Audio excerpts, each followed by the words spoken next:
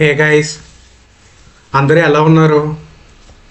So చాలా రోజుల తర్వాత పెడుతున్నా. ఇంటికి వెళ్ళి మొత్తం నా బ్రేక్స్ అన్నీ కంప్లీట్ అయ్యి ఇక పైనుంచి నో బ్రేక్. మనకి ఇంకా ఎగ్జామ్కి అరౌండ్ 69 డేస్, 65 నుంచి 75 డేస్ మధ్యలో ఉంది. ఈ గ్యాప్లో మనకి ఒక రివిజన్ అవ్వాలి, సెకండ్ రివిజన్లో ఇంపార్టెంట్ క్వశ్చన్స్ అనేది కంప్లీట్ అవ్వాలి. సో ఈ కాడి నుంచి ఇదివరకులా వీక్లీ వన్స్ ఆర్ ట్వైస్ కాకుండా రెగ్యులర్గా ఉంటాను. అండ్ ఈరోజు మనం డిస్కస్ చేసుకోవాల్సిన టాపిక్ వచ్చి advance ruling from indirect tax. Advance ruling from direct tax కూడా చెప్తా. పాయింట్ వచ్చి advance ruling from indirect tax చూద్దాం అనమాట. సో ఈ అడ్వాన్స్ రూలింగ్ అన్న కాన్సెప్ట్ ఏంటంటే, ఏదైనా ఒక ఇష్యూ అయ్యి నోటీస్ వచ్చి కోర్టు దగ్గరికి వెళ్ళే ముందు కంటే మనం ముందే మనకున్న డౌట్స్ని తీసుకెళ్ళి కోర్టు ముందు ప్రజెంట్ చేయొచ్చు. దానికి సపరేట్గా ఒక బోర్డు ఒకటి ఏర్పడి ఉంటుంది. ఆ బోర్డుని అడ్వాన్స్ రూలింగ్ బోర్డు అంటారు.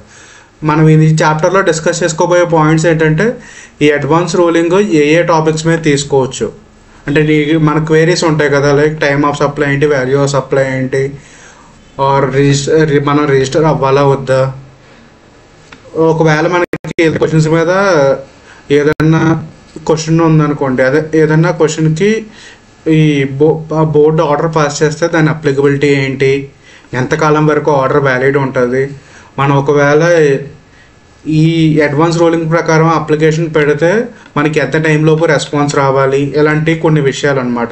ఇది చాలా చిన్న టాపిక్, ఇది క్లియర్ చేసుకుందాం. ఫస్ట్ స్టార్ట్ చేద్దాం.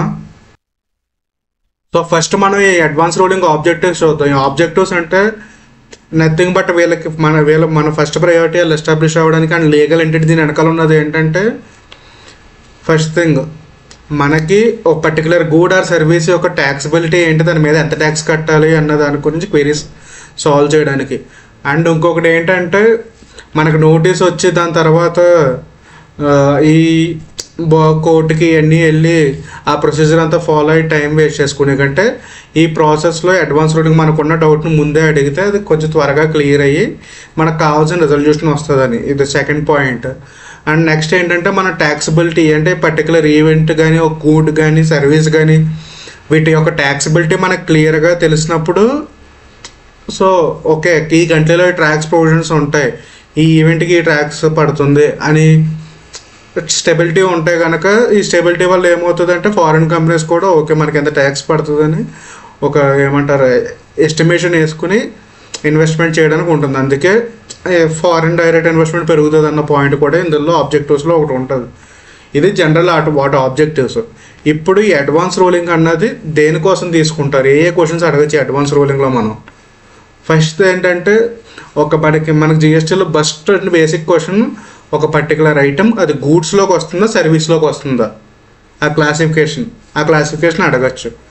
సెకండ్ పాయింట్ వచ్చి, మీకు ఏదైనా పర్టికులర్ గూడ్ మీద ఒక ట్యాక్సిబిలిటీ తెలియదు, ఆ ట్యాక్సిబిలిటీ గురించి అడగచ్చు. లేదు మీకు ఐటీసీ క్లెయిమ్ చేసుకోవాలి, ఐటీసీ క్లెయిమ్స్లో మీకు ఏయో డౌట్స్ ఉన్నాయి, ఆ డౌట్స్ గురించి అడగచ్చు.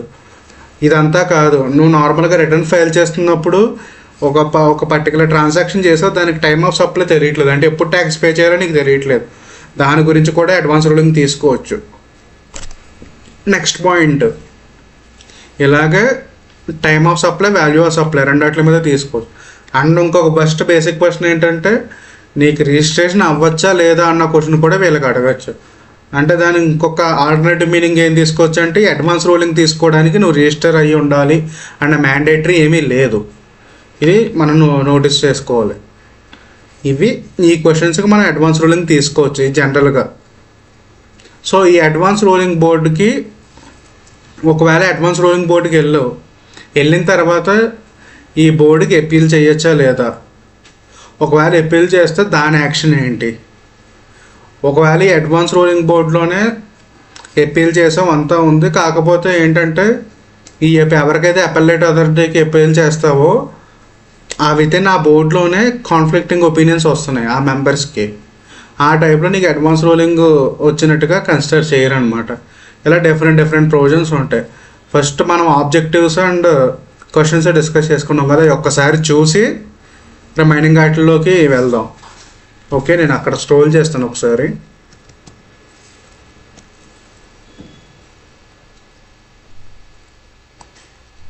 సో మనం డిస్కస్ చేసుకున్న అన్ని పాయింట్స్ ఇక్కడ ఉన్నాయి.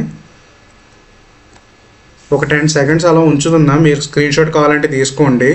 ఇంకా నాకు మెటీరియల్ అప్లోడ్ చేయడానికి డ్రైవ్ లింక్ అది అప్లోడ్ చేయడానికి అవ్వట్లేదు. సో మీరు ప్రజెంట్ స్క్రీన్ షాట్ కావాలంటే తీసుకోండి. నెక్స్ట్ పాయింట్స్ చూసుకుందాం. ఈ నెక్స్ట్ పాయింట్స్లో ఏంటంటే ఫస్ట్ మనకి అడ్వాన్స్ రూలింగ్లో ఒక పాయింట్ గుర్తుపెట్టుకోవాలి. ఆల్రెడీ ఒకవేళ ఒక పర్టికులర్ ట్రాన్సాక్షన్ కానీ ఈవెంట్కి కానీ ఏదైనా ప్రొసీడింగ్ పెండింగ్ ఉన్నా ఆర్ ఆల్రెడీ డిసైడ్ అయిపోయి ఆర్డర్ వచ్చేసిన ఆ 2 కేసెస్లో అడ్వాన్స్ రూలింగ్ అన్నది జరగదు. అంటే ఇప్పటి వరకు ఎక్కడ నీ కోర్టు కేసు నువ్వు ఏదైతే సబ్జెక్ట్ మ్యాటర్లో ఉన్న ట్రాన్సాక్షన్ ఉందో దాని రిలేటెడ్ కోర్టు కేసులు ఏమీ లేకుండా ఉంటేనే ఈ అడ్వాన్స్ రూలింగ్ అనేది మనం ప్రాసెస్కి వెళ్ళొచ్చు.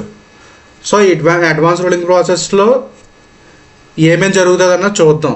ఒకవేళ మనకి ఏ క్వశ్చన్స్ అడగాలో డిసైడ్ అయ్యాము, అంతా ఓకే.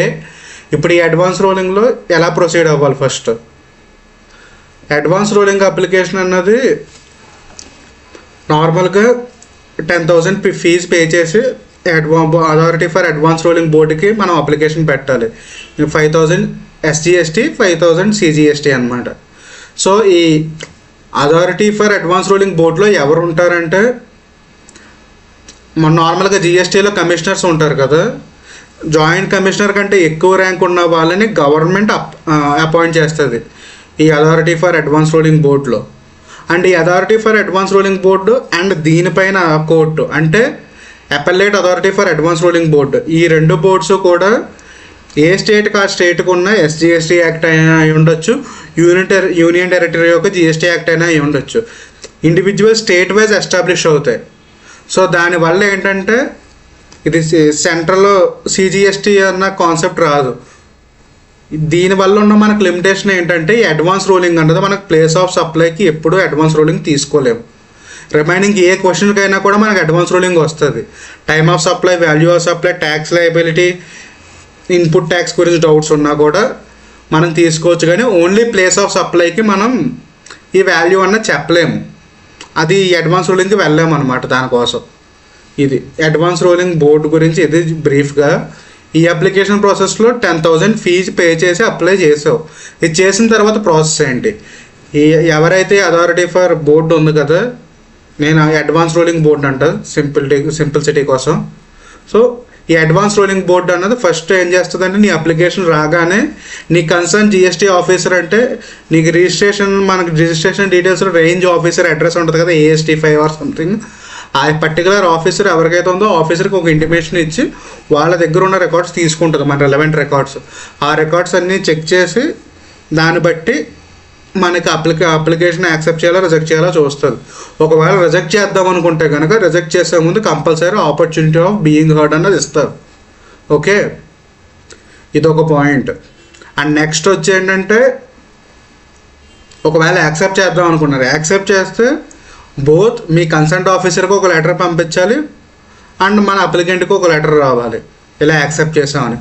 ఒకసారి యాక్సెప్ట్ చేశారు, యాక్సెప్ట్ చేసిన తర్వాత మనకి ఎన్ని డేస్లో ఈ అడ్వాన్స్ రూలింగ్ అన్నది మనకి దొరుకుతుంది ఆర్డర్. సో వితిన్ 90 days లోపు అడ్వాన్స్ రూలింగ్ బోర్డు మనకని ఏదో ఒక ఆర్డర్ పాస్ చేయాలి, సో అండ్ సో అని. సో ఒక్క సిచ్యువేషన్ మాత్రం దీనికి ఎగ్జామ్షన్ ఉంది. ఏంటంటే ఇన్ కేస్ ఈ అథారిటీ ఫర్ అడ్వాన్స్ రూలింగ్ బోర్డులో మెంబర్స్ ఉంటారు కదా, ఇందాక మన గవర్నమెంట్ ఎవరినైతే అపాయింట్ చేస్తుంది అనుకుంటున్నాం వాళ్ళు, ఆ మెంబర్స్కి డిఫరెన్స్ ఇన్ ఒపీనియన్ వచ్చింది. అంటే ఒక ఒక ఒక మెంబర్ ఏమో ఈ పర్టికులర్ సర్వీస్ ఎగ్జామ్షన్ అంటాడు, ఇంకో మెంబర్ ఏమో కాదంటాడు. సో ఇలా డిఫరెన్స్ ఆఫ్ ఒపీనియన్ వచ్చినప్పుడు ఏం చేస్తారంటే వీళ్ళు ఈ అడ్వాన్స్ రూలింగ్ బోర్డు వీళ్ళ అపెల్లేట్ అథారిటీకి ఈ ఇన్ఫర్మేషన్ రెఫర్ చేస్తుంది అనమాట. ఆ బోర్డులో వాళ్ళు డిసైడ్ అయ్యి ఏ మ్యాటర్ అన్నా చెప్పాలి మనకి, appellate authority for advance ruling board. వాళ్ళకు కూడా డిఫరెన్స్ ఆఫ్ ఒపీనియన్ ఉంటే కనుక నీకు అసలు అడ్వాన్స్ రూలింగ్ రాదు, ఆ సిచ్యువేషన్లో ఇంకేమీ రానట్టు అన్నట్టుగా కన్సిడర్ చేసుకోవాలి. అది ప్రొవిజన్ అనమాట. 90 daysలో నీకు ఏదోటి వచ్చింది ఆర్డర్, వచ్చిన తర్వాత నీకు ఆ వచ్చిన ఆర్డర్ నీకు నచ్చలే, వచ్చిన ఇంకా సాటిస్ఫాక్షన్ లేదు. ఒకవేళ వచ్చిన ఆర్డర్ నీకు నచ్చింది, నీ కన్సర్న్డ్ ఆఫీసర్ ఎవరైతే ఉన్నారో ఆ ఆఫీసర్కి ఆ ఆర్డర్ నచ్చలేదన్నమాట, ఆర్డర్లో ఇచ్చిన కన్క్లూషన్ నచ్చలేదు. సో ఇద్దరిలో ఎవరైనా అప్పీల్ చేయొచ్చు వితిన్ 30 days లోపు. ఈ మనకు ఆర్డర్ వస్తుంది కదా, అడ్వాన్స్ రూలింగ్ ఆర్డర్ వచ్చిన వితిన్ 30 days లోపు ఈ అపెలేట్ అథారిటీకి అప్లై చేయొచ్చు. అండ్ ఈ 30 days అనేది ఎక్స్టెండ్ చేయొచ్చు ప్రొవైడెడ్ సఫిషియెంట్ కాస్ట్ చూపించాలి ప్రిన్సిపల్ కమిషనర్స్కి. ఓకే, సో ఈ అపెలేట్ అథారిటీ అంటే నార్మల్ కోర్టు కంటే పై కోర్టు కాబట్టి దీనికి ఉన్న అప్లికేషన్ ఫీజు కూడా కొంచెం ఎక్కువ. ఇక్కడ మనం ఇందాక 10,000 అప్లికేషన్ ఫీజు ఉంటే ఇక్కడ 20,000. సో 10,000 SGST 10,000 CGST రెండు పే చేసి అప్లై చేయాలి. సో ఇక్కడ కూడా సేమ్ ప్రాసెస్లో వితిన్ 90 days లోపు మనకు రిజల్ట్ అనేది ఇచ్చేస్తాడు. ఓకే, ఇది జనరల్గా ఉండేది. ఒకవేళ ఈ ఆర్డర్లు ఇవన్నీ అయిపోయినాయి, ఆర్డర్లు అన్నీ మనకు తెలుసుకున్నా, ఈ ఆర్డర్ అప్లికబిలిటీ ఫర్ సపోజ్ ఇక్కడ ఒక ఎగ్జాంపుల్ తీసుకుని చెప్తా. నా ఫ్రెండ్కి నాకు same business, same transaction, same situation ఉంది. వాడు అడ్వాన్స్ రూలింగ్ తెచ్చుకున్నాడు order. So same to same situation కదా నేను అప్లై చేస్తానంటే అలా అప్లై చేయడానికి అవ్వదు. ఎవరైతే ఆర్డర్ తెచ్చుకున్నారో advance ruling and a consult officer అయితే అందులో ఇంక్లూడ్ అయ్యి ఉన్నారో వాళ్ళిద్దరికి మాత్రమే అది అప్లై అవుతుంది. రిమైనింగ్ వాళ్ళకి సేమ్ సర్కమ్స్టాన్సెస్ ఉన్నా కూడా ఆర్డర్ అనేది అప్లై చేసుకోవడానికి అవ్వదు. అండ్ నెక్స్ట్ పాయింట్ ఏంటంటే ఈ ఆర్డర్కి అప్లికబిలిటీకి టైం లిమిట్ లేదు. ఓకే, అన్లిమిటెడ్ టైం అనమాట, అన్లెస్ సర్కమ్స్టాన్సెస్ చేంజ్ అయితే తప్ప. ఫర్ ఎగ్జాంపుల్ నాకు అడ్వాన్స్ రూలింగ్ ఒక పర్టికులర్ గూడ్ గురించి తెచ్చుకున్నది, అది ఎగ్జామ్ట్ సర్వీస్ అది ఎగ్జామ్ట్లోకి వస్తుందని చెప్పి, ఎగ్జామ్ టర్న్ ఓవర్లోకి వస్తుందని చెప్పి ఏదో ఒక రూలింగ్ తెచ్చుకున్న ఒక 2 yearsకో ఎప్పుడో ఒక నోటిఫికేషన్ వచ్చింది, government official notification. So and so good or service taxable అయింది కంప్లీట్గా. సో ఇక్కడ నుంచి ట్యాక్స్ పే చేయాలని. సో ఇప్పుడు నువ్వు నా దగ్గర ఆల్రెడీ అడ్వాన్స్ రూలింగ్ ఆర్డర్ ఉంది, ఎగ్జామ్స్లో ఉందని చెప్పి అది చెప్పి ఫాలో అవ్వడానికి అవ్వదు. ఎప్పుడైతే ఈ నోటిఫికేషన్ వచ్చిందో సర్కమ్స్టెన్స్ చేంజ్ అయిపోయింది అక్కడ కదా. ఆ చేంజ్ అయిపోయిన తర్వాత నోటీస్ అనేది వ్యాలిడిటీ పోతుంది ఆటోమేటిక్గా. అది అడ్వాన్స్ రూలింగ్ అక్కడ మనం డిస్కస్ చేసుకోవాల్సినవి. ఓకే, మొత్తం అన్నీ డిస్కస్ చేశాను. ఒక్కసారి స్క్రీన్లో గోత్రూ అవుతా, ఒక్కసారి మీరు చూడండి, స్క్రీన్ షాట్ తీసుకోండి. అండ్ నెక్స్ట్ ఏంటంటే దీనికి క్వశ్చన్స్ సపరేట్గా ప్రిపేర్ అవ్వాల్సిన అవసరం లేదు. ఇప్పుడు నేను ఏదేమైతే పాయింట్స్ చెప్పానో అవి మాత్రం చూసుకుంటే మీ క్వశ్చన్స్ ఆల్రెడీ అందులోనే ఆన్సర్ అయిపోతాయి. ఓకే, జనరల్గా మనకు అడిగే క్వశ్చన్స్ ఏంటంటే అప్లికేషన్ ప్రొసీజర్ ఒకటి ఇస్తే 4 to 4 మార్క్స్కో 5 మార్క్స్కో వచ్చే ఛాన్స్ ఉంది. మనకి ఎగ్జామ్లో 4 marks క్వశ్చన్లు ఉన్నాయి కదా, దానికి అడ్వాన్స్ రూలింగ్లో అప్లికేషన్ ప్రొసీజర్ అడిగే ఛాన్స్ ఉంది. లేదు అలా కాదనుకుంటే కదా కేస్ సినారియోలో ఏ క్వశ్చన్స్కి మనం ఈ క్రైటీరియా తీసుకోవచ్చు. అలా కాదంటే కనుక ఎటువంటి సిచ్యువేషన్స్లో ఈ అడ్వాన్స్ రూలింగ్ అన్నది మనం తీసుకోకూడదు. ఇదంతా కాదు, ఇంకొక సిచ్యువేషన్ ఒకటి ఉంది. ఈ అడ్వాన్స్ రూలింగ్ అన్నది వాయిడ్ కింద కన్సిడర్ చేస్తారనమాట. అది ఎప్పుడంటే ఇన్ కేస్ నీకు అడ్వాన్స్ రూలింగ్ వచ్చిన తర్వాత వాళ్ళకి ఎవరైనా రాసిన representation or letter or intimation ఏదో ఒకటి చేస్తారు కదా, ఇంటిమేషన్ ద్వారా ఈ అడ్వాన్స్ రూలింగ్ బోర్డుకి నీకు ఏం తెలిసిందంటే ఈ అడ్వాన్స్ రూలింగ్ కోసం నువ్వు అప్లై చేసిన డాక్యుమెంట్స్ ఫేక్ అని కానీ ఫాల్స్ అని కానీ మిస్ఇన్ఫర్మేషన్ ఎలాంటి ఏదో ఒకటి పెట్టి చేసావు అని తెలిస్తే కనుక ఈ అడ్వాన్స్ రూలింగ్ అనేది వాయిడ్ అని చేస్తారు. సో నీకు అడ్వాన్స్ రూలింగ్ కోసం పోయిన టైం కూడా నీకు అందులో నుంచి ఎక్స్క్లూడ్ అవుతుంది. నార్మల్ ప్రొవిజన్స్ లాగా నార్మల్ ప్రొవిజన్స్ అప్లై చేసుకోమని చెప్తుంది. ఏ పీరియడ్కి అయితే ఫర్ ఎగ్జాంపుల్ నీకు ఒక 1 year ఈ విషయం ఎవరికీ తెలియలేదు, నువ్వు fake documents or false documents వల్ల నీకు అడ్వాన్స్ రూలింగ్ వచ్చిందని. సో ఈ 1 year నువ్వు అడ్వాన్స్ రూలింగ్ అప్లై చేసావు. నీకు ఏ రోజైతే ఈ అడ్వాన్స్ రూలింగ్ ఫేక్ అని చెప్పి వాళ్ళు వాయిడ్ చేశారో, ఆ వాయిడ్ చేసినప్పటి నుంచి 1 year నువ్వు ఈ ప్రొవిజన్ అప్లై చేసావు కదా, అప్పుడు కూడా నువ్వు రివర్స్లో మళ్ళీ రెగ్యులర్ ప్రొవిజన్స్ అప్లై చేసి ఇంట్రెస్ట్ ఆర్ పెనాల్టీ అన్నీ క్యాలిక్యులేట్ చేసుకోవాల్సి ఉంటుంది. ఇది అడ్వాన్స్ రూలింగ్ యొక్క టోటల్ కాన్సెప్ట్. సో ఏమైనా డౌట్స్ ఉంటే కామెంట్ చేయండి. మీకు మీకు ఈ అడ్వాన్స్ రూలింగ్ అంటే ఇందులో మాత్రమే కాదు, ఇన్కమ్ ట్యాక్స్లో కూడా ఆల్మోస్ట్ సేమ్ ఉంటుంది. కాకపోతే అక్కడ అడిగే క్వశ్చన్స్ ఏంటి అన్నది అక్కడ చూస్తాం. రిమైనింగ్ కాన్సెప్ట్ అంతా సేమే. బోర్డ్ మెంబర్స్ గురించి కానీ, ఆ పవర్స్ గురించి కానీ, అప్లికేషన్ ప్రాసెస్ కానీ. Okay, bye.